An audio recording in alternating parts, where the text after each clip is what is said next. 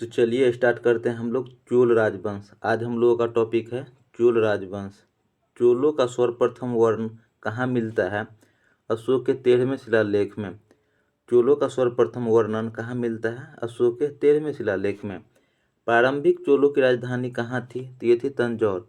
प्रारंभिक चोलों की राजधानी कहाँ थी? तंजौर। परवर्ती या आधुनिक चोल वंश का संस्थापक कौन था? विजयालय चोल 850 ईस्वी। परवर्ती या आधुनिक चोल वंश का संस्थापक कौन था? विजयालय चोल। चोल राज्य का संस्थापक विजयालय पहले किसका सामंत था? पल्लव का। चोल राज्य का संस्थापक विजयालय पहले किसका सामंत था? पल्लव का। आगे है तंजौर में दुर्गावती मंदिर तथा नतामलाई में विजय चोलेश्वर मंदिर किसने बनवाया? विजयालय चोल ने। तंजौर में दुर्गावती का मंदिर तथा नतामलाई में विजय चोलेश्वर मंदिर का निर्माण किसने करवाया था? विजयालय चोल ने। परांतक प्रथम ने किसको हराकर मदुरई कोंडा की उपाधि धारण की थी? पांड्य शासक राज सिंह ने। परांतक प्रथम ने किसको हराकर मदुरई कोंडा की उपाधि धारण की थी? पांड्य शासक राज सिंह ने। किस चोल शासक ने चिदम्बरम का प्रसिद्ध नटराज मंदिर का निर्माण करवाया था? परांतक प्रथम ने। नटराज मंदिर का निर्माण किसने करवाया था? परांतक प्रथम ने। परांतक प्रथम को तकलोकल के युद्ध में किसने हराया था? राष्ट्रकूट शासक कृष्ण तृतीय ने। परांतक प्रथम को किसने हराया था? राष्ट्रकूट शासक कृष्ण तृतीय ने। राज प्रथम गद्दी पर कब बैठे? 950 ईस्वी में। राज प्रथम गद्दी पर कब बैठा था? 950 ईस्वी में। राज प्रथम का वास्तविक नाम क्या था? अरमोली वर्मन। राज प्रथम का वास्तविक नाम था अरमोली वर्मन। आगे प्रश्न देखेंगे। राज प्रथम ने कौन सी उपाधि धारण की थी? कंडलूर तथा सकैलकमरूत का तथा शिवपाद शेखर की। कंडलूर सलैकलमरूत का तथा शिवपाद शेखर की। राज प्रथम ने श्रीलंका के किस शासक को हराया था? महेंद्र पंचम को। राज प्रथम ने श्रीलंका के किस शासक को हराया था? महेंद्र पंचम को। किसकी नौसेना सर्वाधिक मजबूत थी? चोलों की। किसकी नौसेना सर्वाधिक मजबूत थी? चोलों की। अपने राज्य की समस्त भूमि की माप किसने करवाई थी? राज प्रथम ने। अपने समस्त भूमि की माप किसने करवाई थी? राज प्रथम ने।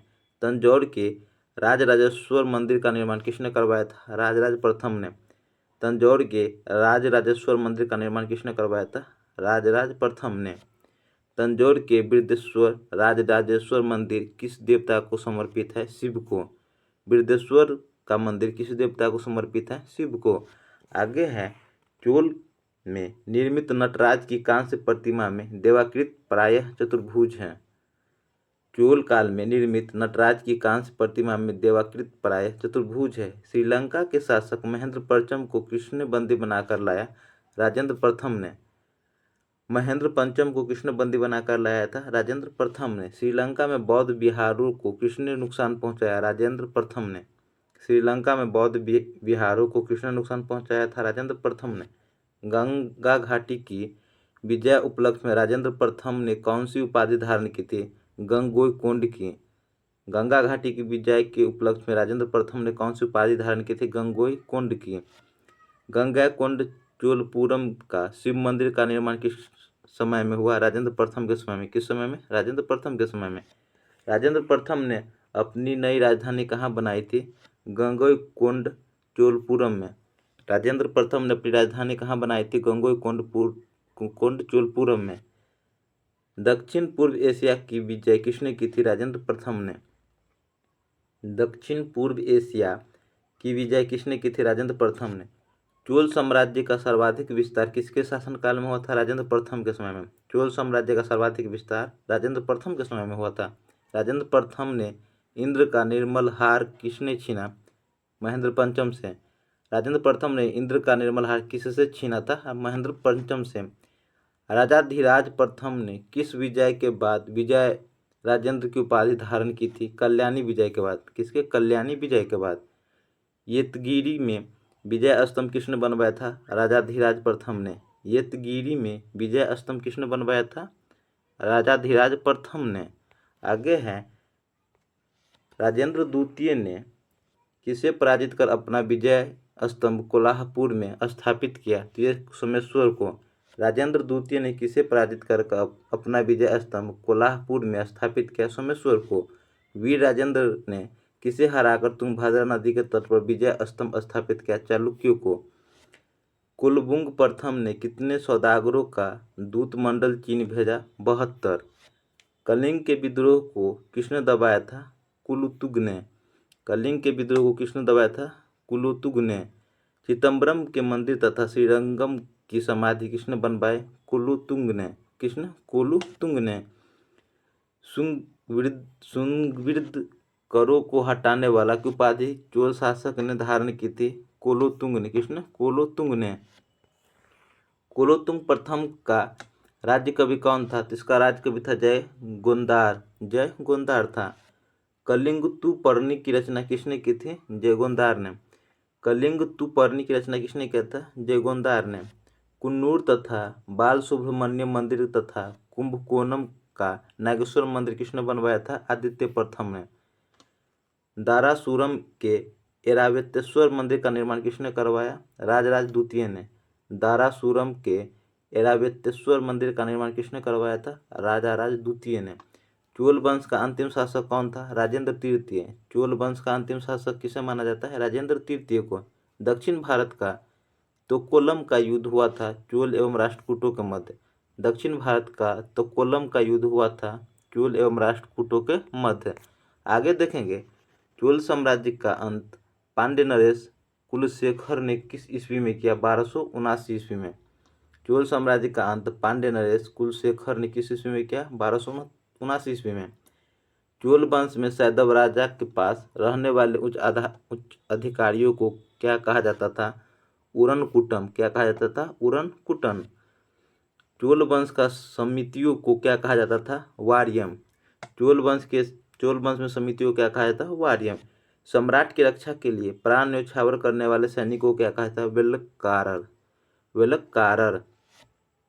राजेंद्र प्रथम चोल के गुरु कौन थे? ईशानशिव एवं सर्वाशिव। राजेंद्र प्रथम चोल के गुरु कौन थे? ईशानशिव तथा सर्वशिव थे। आगे है विशिष्टाद्वैत के प्रवर्तक रामानुजाचार्य किसके समकालीन थे? राजेंद्र प्रथम के। विशिष्टाद्वैत के प्रवर्तक रामानुजाचार्य किसके समकालीन थे? राजेंद्र प्रथम के। चोल राजाओं ने किस धर्म को संरक्षण प्रदान किया? शैव धर्म को। चोल राजाओं ने किस धर्म को संरक्षण प्रदान किया? शैव धर्म को। कोरंगनाथ मंदिर को किसने बनवाया? परांतक प्रथम ने। कोरंगनाथ मंदिर को किसने बनवाया? परांतक प्रथम ने। चोल काल में मंदिरों में के प्रवेश द्वार को क्या कहा जाता था? गोपुरम। चोल काल में मंदिरों में प्रवेश द्वार को क्या कहा जाता था? गोपुरम। चोल शासक की प्रमुख भाषा क्या थी? संस्कृत तथा तमिल। चोल शासक की प्रमुख भाषा क्या थी? संस्कृत एवं तमिल। लिंगायत संप्रदाय की स्थापना किसने की? बसाव ने। लिंगायत संप्रदाय की स्थापना किसने की? बसाव ने। नयनार संत किसके उपासक थे? शिव के। नयनार संत किसके उपासक थे? शिव के। आगे देखेंगे अलवार संत किसके उपासक थे? विष्णु के। अलवार संत किसके उपासक थे? विष्णु के। चोल काल में किसने हिरण्यगर्भ नामक त्योहार का आयोजन किया? लोक महादेवी ने। किसने? लोक महादेवी ने। चोल काल का सबसे महत्वपूर्ण बंदरगाह था कावेरी पट्टनम। चोल काल का सबसे महत्वपूर्ण बंदरगाह कौन सा था? कावेरी पट्टनम। चोल काल में कडिमय का अर्थ था भू राजस्व या लगान। कडिमय का अर्थ क्या था? भू राजस्व या लगान। परैया का अर्थ है अछूत। परैया का अर्थ था उस समय अछूत। चोल काल में सोने के सिक्के कहलाते थे कुलंजू। चोल काल में सोने के सिक्के कहलाते थे कुलंजू। चोल काल में राज्य का स्वामित्व वाली भूमि कहलाती थी प्रभुमन्यम। प्रभुमन्यम। आगे देखेंगे देवगिरी के यादव। देवगिरी के यादव। देवगिरी के यादव वंश का संस्थापक कौन था? इसका संस्थापक था भिल्लभ पंचम। देवगिरी के यादव वंश का संस्थापक कौन था? भिल्लभ पंचम। भिल्लभ ने अपनी राजधानी कहाँ बनाई? देवगिरी। भिल्लभ ने अपनी राजधानी कहाँ बनाई थी? देवगिरी। यादव वंश का सबसे शक्तिशाली राजा कौन था? सिंघन। यादव वंश का सबसे शक्तिशाली राजा कौन था? सिंघन। सिद्धांत शिरोमणि तथा कर्ण कौतूहल की रचना किसने की थी? भास्कराचार्य ने। सिद्धांत शिरोमणि तथा करण कौतूहल की रचना किसने की थी? भास्कराचार्य ने। महान खगोल शास्त्री भास्कराचार्य के पुत्र लक्ष्मीधर किसके दरबारी कवि थे? जैतुंगी के। लक्ष्मीधर किसके दरबारी कवि थे? जैतुंगी के। सारंग देव का संगीत किसके दरबार में लिखा गया? रत्नाकर सिंघन के। सारंगन देव का संगीत किसके दरबार में लिखा गया? रत्नाकर सिंघन के। वर्तखांदा के लेखक किसके दरबार में रहता था? मेहद्री महादेव के। किसके? हेमाद्री महादेव के। देवगिरी को अलाउद्दीन खिलजी ने कब परतंत्र कर दिया? 1296 ईस्वी में। देवगिरी को अलाउद्दीन खिलजी ने कब परतंत्र कर दिया? 1296 में। यादव वंश का अंतिम स्वतंत्र शासक कौन था? रामचंद्र। यादव वंश का अंतिम स्वतंत्र शासक कौन था? रामचंद्र। होयसल वंश।